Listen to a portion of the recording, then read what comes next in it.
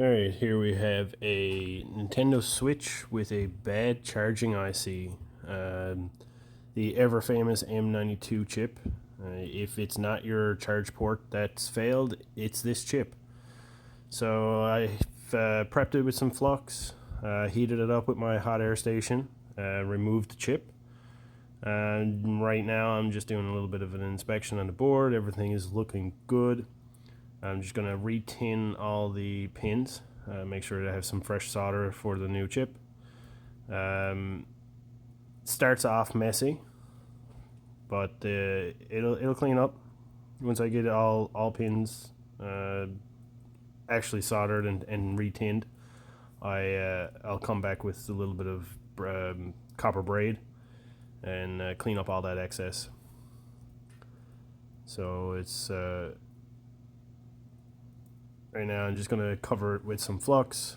In comes the braid, and now some cleanup time. So this is basically just removing excess solder from the actual pads, mostly because I don't need that much there.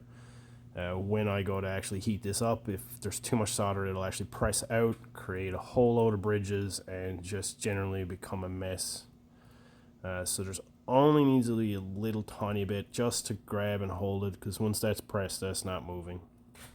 So the pad is now prepped, some new flex, and here comes the new M92. So it's just laid in place. I already marked my corners previously, so I know the orientation where it needs to go. Once I line it up, make sure that all pins are in the right position, I hold down with my tweezers, hit it with some hot air, and soldered in place.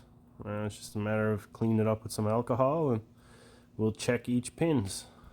In the process, I did discover I had a small tiny solder bridge.